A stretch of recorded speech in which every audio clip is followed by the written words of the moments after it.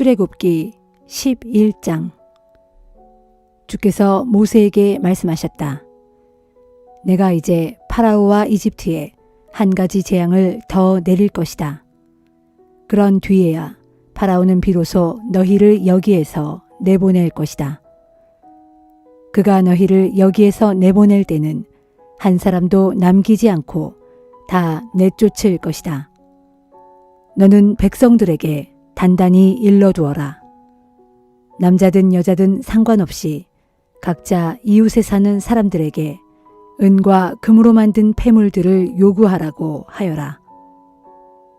주께서는 이집트 사람들로 하여금 이스라엘 백성들에게 호감을 품게 하셨다. 또 파라오의 신하들과 백성들로 하여금 모세를 매우 존경하게 만드셨다. 모세가 파라오에게 말했다. 주께서 이렇게 말씀하셨습니다. 한밤중에 내가 이집트 전체를 쓸고 지나갈 것이다. 이집트 땅에서 처음 태어난 것들은 모두 죽게 될 것이다. 왕좌에 앉은 파라오의 마다들에서부터 맷돌질을 하는 계집종의 마다들에 이르기까지 또 가축들의 첫 새끼까지도 모두 죽게 될 것이다. 그러면 이집트 땅 방방곡곡에서 통곡 소리가 드높을 것인데 그런 처절한 울음소리는 예전에도 없었고 앞으로도 없을 것이다. 그러나 이스라엘 백성들 사이에서는 개 한 마리도 사람이나 짐승을 향해 짖지 않을 것이다.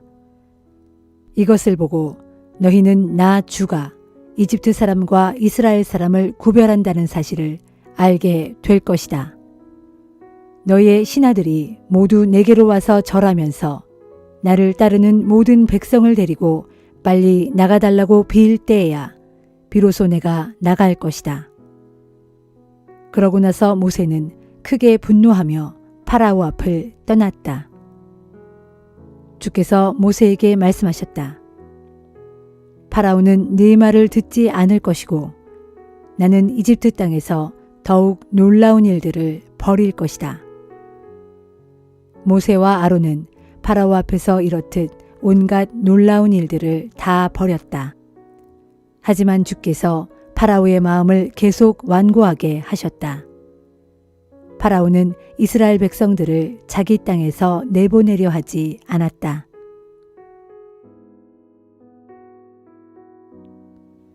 출애굽기 12장 1절에서 21절. 주께서 이집트 땅에 있는 모세와 아론에게 말씀하셨다. 이제부터 너희는 이 달을 한 해의 첫 번째 달로 삼아서 한 해를 시작하는 달로 삼아라. 너희는 이스라엘 백성들 모두에게 알려라. 이달 10일에 각 집안에서는 어린 양을 한 마리씩 준비해 두어라. 식구수가 너무 적어 한 마리를 다 먹을 수 없다면 가까운 이웃 사람들을 불러 함께 먹을 수 있도록 미리 사람 수를 계산해 두어라. 너희 짐승은 양이든 염소든 상관없지만 반드시 1년 된 수컷으로 흠이 없어야 한다.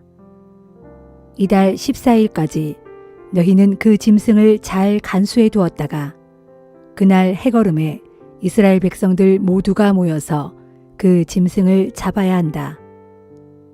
그 짐승의 피를 좀 받아다가 그 고기를 먹을 사람들이 사는 집의 좌우 문설주와 상인방에 그 피를 발라야 한다. 그날 밤에 너희는 그 고기를 구워 먹되 누룩을 넣지 않은 빵과 쓴 나물을 함께 먹어라. 그 고기를 날 것으로 먹거나 삶아 먹으면 안 된다. 너희는 그 고기의 머리와 다리와 내장까지 모두 불에 구워 먹어라. 너희는 그 고기를 아침까지 남겨두어서는 안 된다. 아침까지 남은 고기가 있으면 반드시 불에 태워 없애야 한다. 그 고기를 먹을 때 너희는 이렇게 해야 한다. 너희 허리에 띠를 메고 발에 신을 신고 손에 지팡이를 든 채로 서둘러 먹어라. 이것이 나 주의 유월절에 지켜야 할 것들이다. 그날 밤에 나는 이집트 땅을 두루 다니며 처음 태어난 것들은 사람이든 짐승이든 가리지 않고 모두 죽일 것이다. 이집트의 모든 신들에게 벌을 내릴 것이다. 나는 주다. 너희 집의 문설주와 상인방의 바른 피는 너희가 그 집에 살고 있다는 표시다. 그 피를 보면 나는 그 집을 건너뛸 것이다. 내가 이집트 땅을 칠 때 너희에게는 어떤 재앙도 미치지 않을 것이다. 이 날은 너희가 기념해야 할 날이다. 너희는 이 날을 주의 절기로 삼아 자자손손 영원한 규례로 지켜야 한다. 너희는 7일 동안 누룩을 넣지 않은 빵을 먹어야 한다. 첫날에 너희 집에 있는 누룩을 모두 치워라. 첫날부터 1회째 되는 날까지 누룩 넣은 빵을 먹는 사람은 누구라도 이스라엘 백성으로 취급될 수 없다. 첫날에 너희는 거룩한 모임을 열어라. 이렛날에도 거룩한 모임을 열어라. 첫날과 이렛날에는 각자 자기가 먹을 음식을 장만하는 일 말고는 아무 일도 하지 말아라. 너희는 이렇게 무교절을 지켜라. 이 날에 내가 너희 군대를 이집트 땅 밖으로 데리고 나왔기 때문이다. 너희는 이 날을 영원한 규례로 삼아 자자손손 지키도록 하여라. 첫째 달 14일 저녁부터 21일 저녁까지 너희는 누룩을 넣지 않은 빵을 먹어야 한다. 7일 동안은 너희 집안에 누룩이 있으면 안 된다. 누룩이 들어있는 음식을 먹는 사람은 외국인이든 본국인이든 이스라엘 백성들 사이에서 제거될 것이다. 너희는 누룩이 들어있는 것은 아무것도 먹지 말아라. 너희가 어디에 살고 있든 누룩 넣지 않은 빵을 먹어야 한다. 모세가 이스라엘 장로들을 모두 불러 모아놓고 말했다. 여러분은 가서 집집마다 양을 한 마리씩 골라 유월절 희생 제물로 잡으십시오.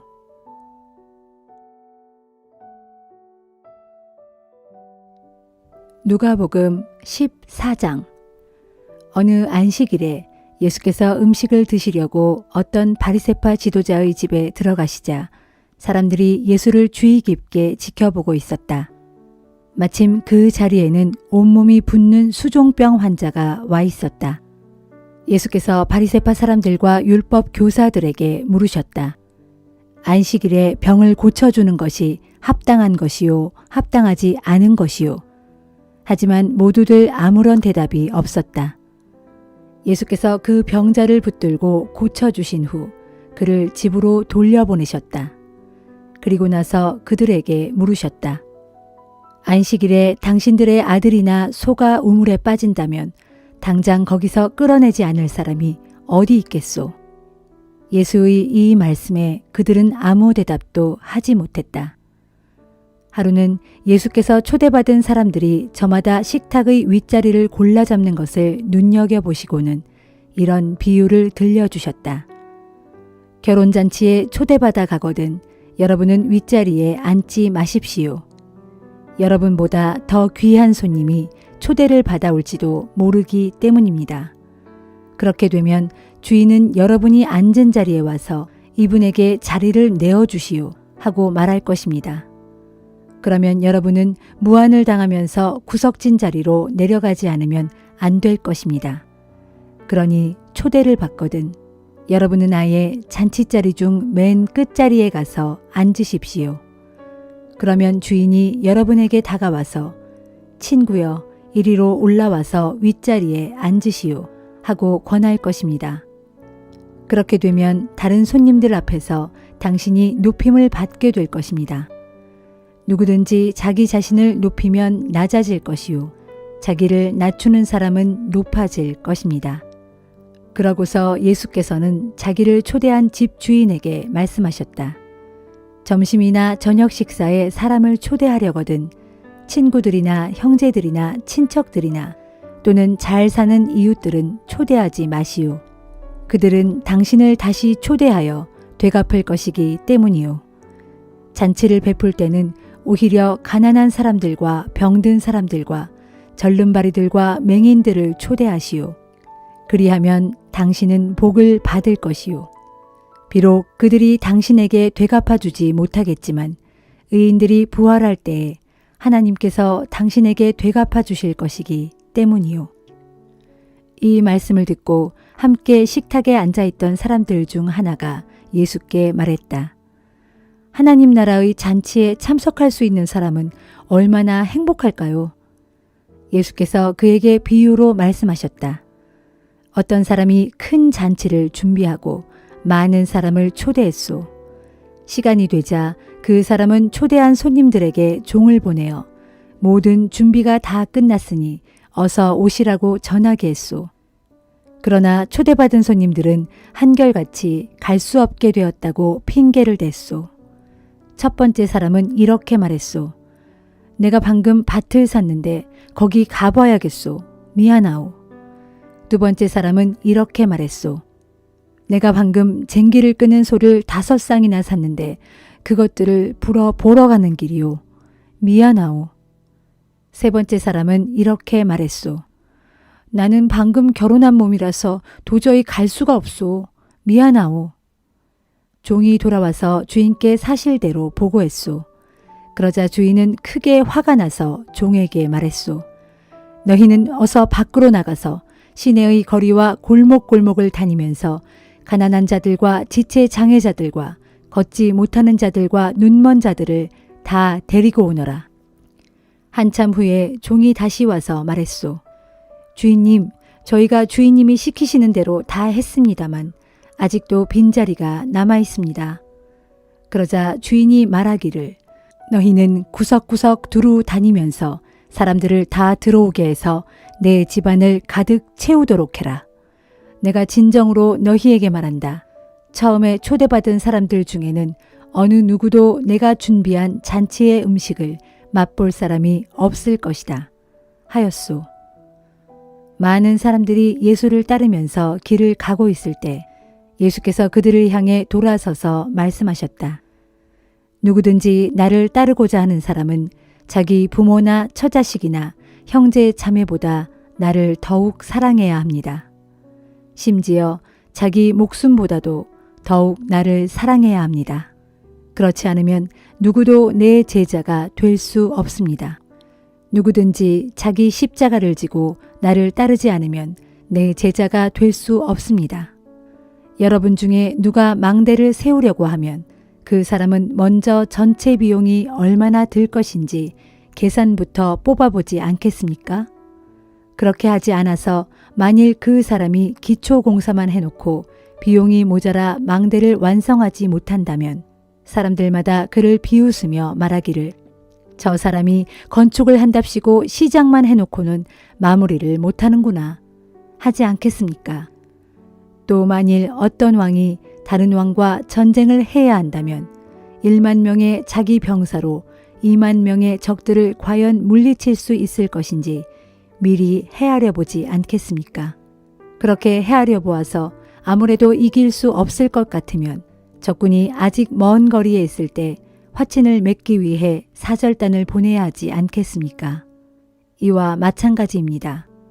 여러분 가운데서 누구라도 자기가 가진 모든 소유를 다 포기하지 않는 사람은 내 제자가 될 수 없습니다. 소금은 좋은 것입니다. 그러나 만일 소금이 그 짠맛을 잃어버린다면 무엇으로 소금을 다시 짜게 하겠습니까? 짠맛을 잃은 소금은 흙으로도 못 쓰고 거름으로도 쓸모가 없어서 그냥 내다 버릴 수밖에 없습니다. 들을 귀가 있는 자들은 알아들으십시오.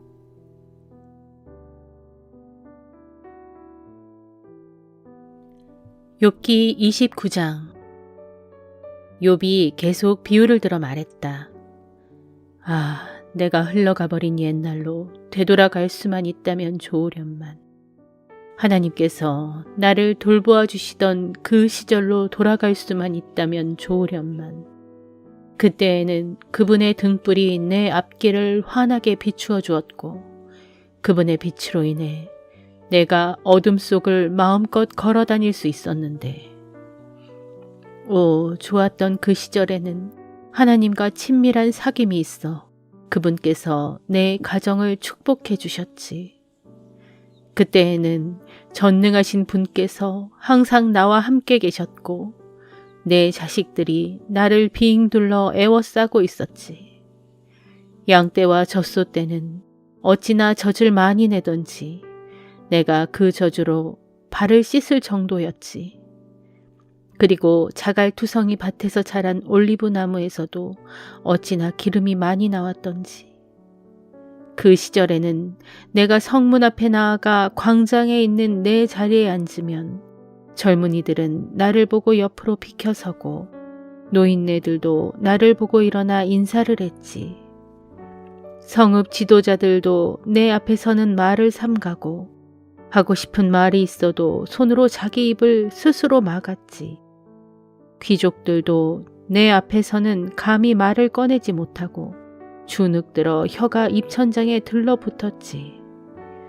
누구든지 내 소문을 들은 이들은 한결같이 나를 칭송하고 누구든지 나를 직접 본 사람들은 두말 없이 나를 인정하였지.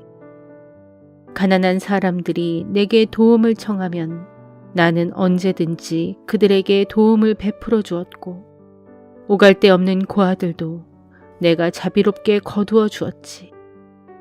그래서 죽어가던 이들도 내게 복을 빌어 주었고 과부들조차 나로 인해 즐겁게 노래 부르곤 했었지. 바른 일을 행하는 것이 나에게는 마치 옷을 입는 것처럼 당연했고 정의를 행하는 것은 도포를 입고 두건을 쓰는 것과 같았지. 앞을 못 보는 이들에게는 눈이 되어 주었고 발을 절름거리는 이들에게는 발이 되어 주었지. 궁핍한 이들에게는 아버지 같은 존재가 되어 주었고 낯선 이들의 하소연까지 듣고서 그들의 문제를 잘 처리해 주었지. 남을 등쳐먹는 악한 자들의 턱을 깨트린 후 그들의 이빨 사이에 끼어있는 것들을 도로 찾아 피해자들에게 돌려주었지. 그러했기에 그 시절에 나는 생각하기를 내가 죽을 때는 내 집에서 편안히 죽을 것이고 내게는 아직도 살아갈 날들이 모래알처럼 많이 남아있구나. 내 삶의 뿌리는 물가에 심어진 나무처럼 왕성하게 뻗어있고 내 가지들에는 밤 사이에 내린 이슬이 언제나 촉촉하게 젖어 있구나. 내 영광은 날마다 더하여지고 활을 쥔 내 손은 지칠 줄 모르고 힘이 솟는구나 하였지. 그 시절에는 사람들마다 내가 하는 충고의 말을 항상 귀담아 들었지. 내가 말을 다 끝마치고 나면 그들은 더 이상 아무런 뒷말도 하지 않았지. 내 말이 마치 이슬방울처럼 그들의 귀에 스며들었으니까 말일세. 사람들은 농사꾼이 봄비를 기다리듯 나를 기다렸고 가뭄에 단비를 만난 듯 내 말을 기쁘게 받아 마셨다네. 내가 그들에게 미소를 지어주면 그들은 너무나 고마워했고 내 얼굴빛이 환하면 그들은 나를 보고 새로운 용기를 얻었지. 그들에게 문제가 생길 때마다 나는 그들의 지도자가 되어 행할 일을 일러주었지. 마치 왕이 군대를 지휘하듯 그렇게 갈 길을 지시해 주었다네. 뿐만 아니라 절망에 빠져 슬퍼하는 사람들에게는 더할 나위 없이 좋은 위로자가 되어 주었지. 고린도전서 15장. 형제들이여, 내가 전에 여러분들에게 전해준 복음을 다시 되새겨 드리려고 합니다. 여러분은 이 복음을 내게서 전해받았고 지금 그 복음 위에 서 있습니다. 내가 여러분에게 전한 말씀을 여러분이 헛되이 믿지 않고 굳게 잡고 있다면 여러분은 그 복음에 의해 구원을 받을 것입니다. 나는 내가 전해받은 가장 중요한 것들을 여러분에게 그대로 전했습니다. 그것은 곧 그리스도께서는 성경에 기록된 대로 우리의 죄를 위해 죽으셨다는 것과 무덤에 묻히셨다는 것과 성경에 기록된 대로 사흘 만에 다시 살아나셨다는 것과 그리고 베드로에게 나타나시고 그런 다음 12 제자에게 나타나셨다고 하는 것입니다. 그 후에 그리스도께서는 500명이 넘는 형제들에게 동시에 나타나셨는데 그들 가운데 일부는 죽었지만 대부분은 아직도 살아 있습니다. 또 그 후에 그리스도께서는 주의 동생 야고보에게 나타나시고 그 다음에 다른 모든 사도들에게 나타나셨습니다. 그리고 맨 마지막으로 달도 채우지 못하고 태어난 사람 같은 한참 부족한 나에게까지도 나타나셨습니다. 나는 모든 사도들 가운데 가장 보잘것없는 사람입니다. 이전에 나는 하나님의 교회를 핍박했던 사람으로 사실 사도라고 불릴 자격조차도 없습니다.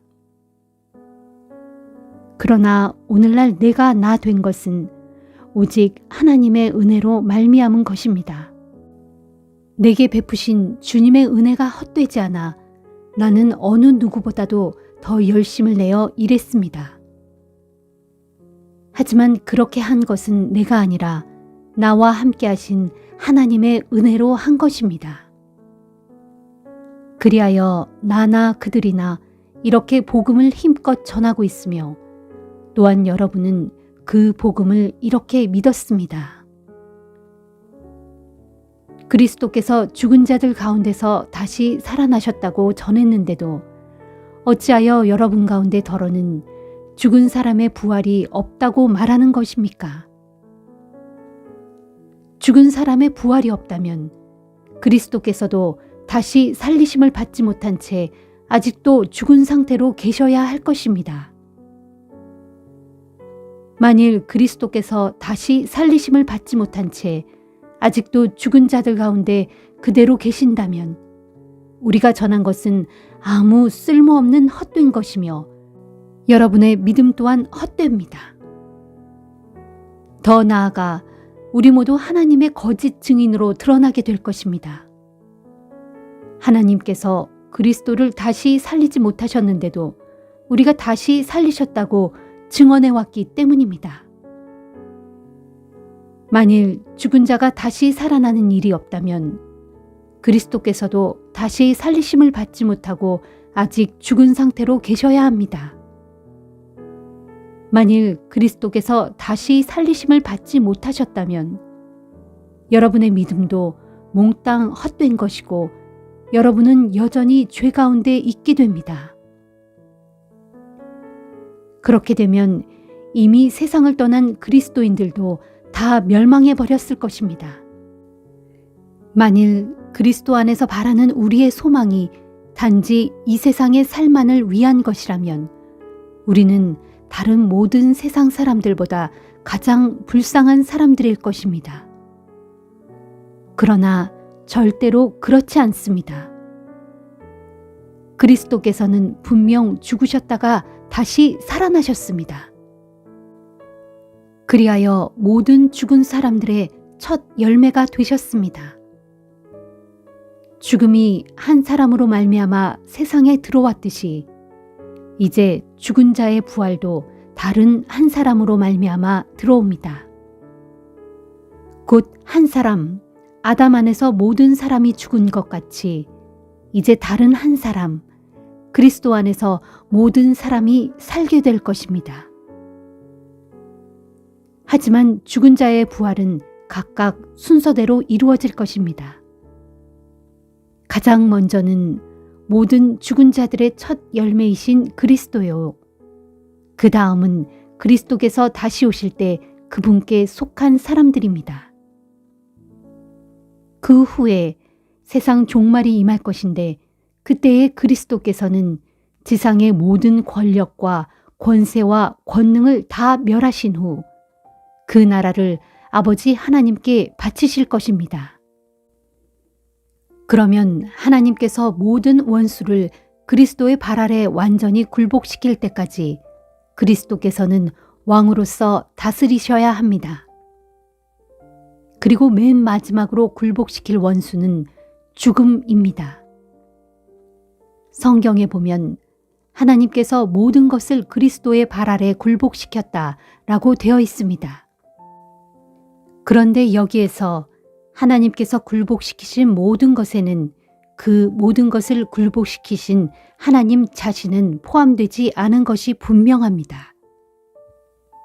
그리하여 하나님께서 모든 것을 그리스도께 굴복시킨 그때에는 하나님의 아들이신 그리스도께서도 모든 것을 자기 발 아래 굴복시키신 하나님께 굴복하실 것입니다.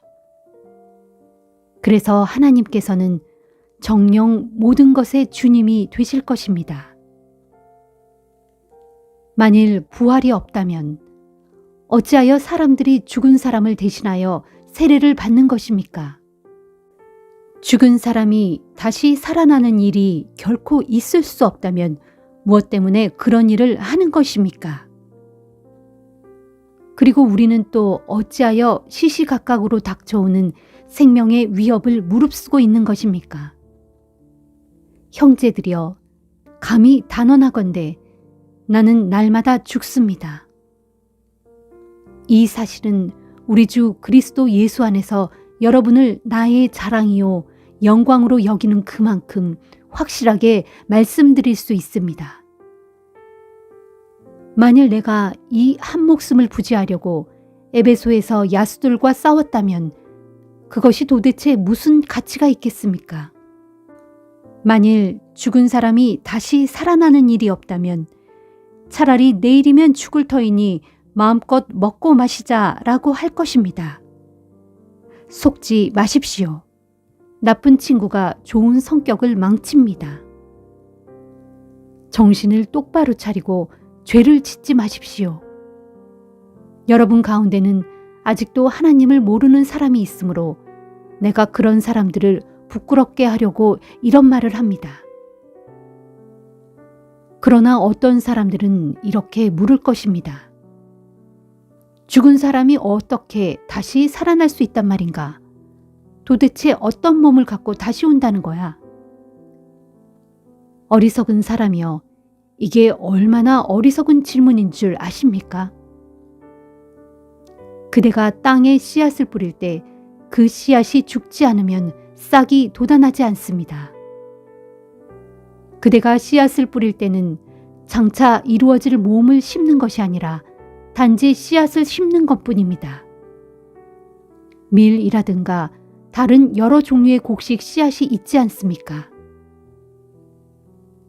그러나 하나님께서는 원하시는 대로 그 씨앗에 합당한 몸을 주십니다. 그래서 각각 씨앗의 종류에 따라 각기 다른 고유한 몸을 받게 됩니다. 육체라고 해서 모든 육체가 다 같은 것이 아닙니다. 사람에게는 사람의 육체가 있고 동물들도 저마다 다른 육체가 있으며 새들과 물고기들도 저마다 다른 육체를 지니고 있습니다. 또 하늘에 속한 몸도 있고 땅에 속한 몸도 있습니다. 그래서 하늘에 속한 몸의 영광이 다르고 땅에 속한 몸의 영광이 서로 다릅니다. 태양에는 태양의 영광이 있고 달과 별에도 각기 다른 영광이 있습니다. 그리고 별들 하나하나에도 저마다 다른 영광이 있습니다. 죽은 사람들의 부활도 이와 같습니다. 비록 썩어질 몸이 묻히지만 장차 썩지 않는 몸으로 다시 살아납니다. 비록 비천한 몸으로 묻히지만 장차 영광 가운데 다시 살아납니다. 연약한 몸으로 묻히지만 강건한 몸으로 다시 살아납니다.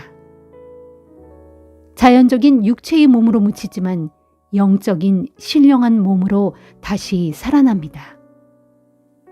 자연의 몸이 있으면 영적인 몸도 있습니다.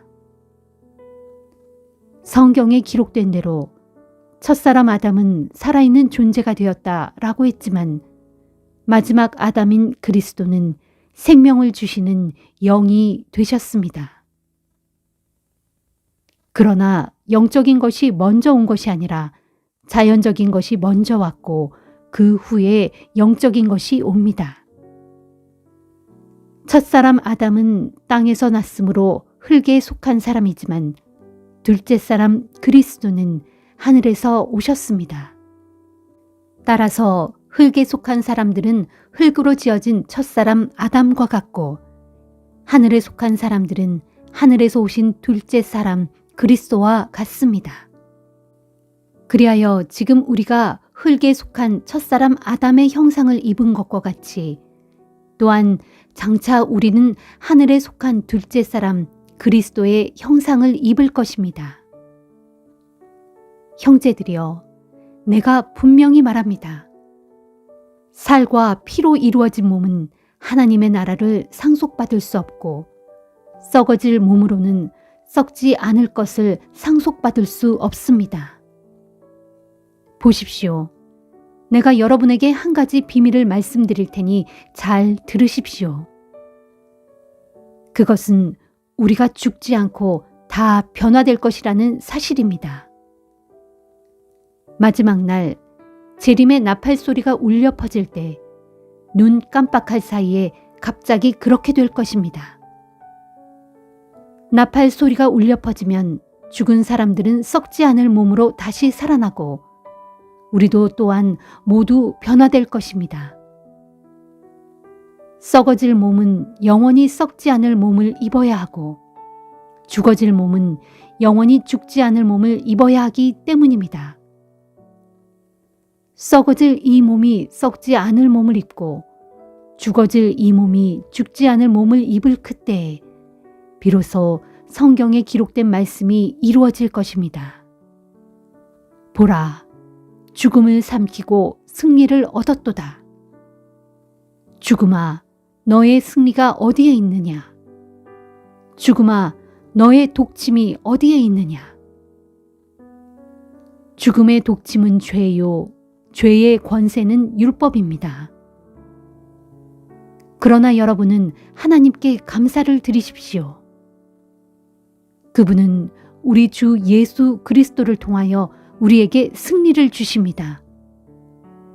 나의 사랑하는 형제들이여, 그러므로 굳게 서서 흔들리지 말고 항상 주의 일에 더욱 힘쓰는 자들이 되십시오. 여러분이 아시는 대로 주 안에서 행하시는 여러분의 모든 수고가 결코 헛되지 않습니다.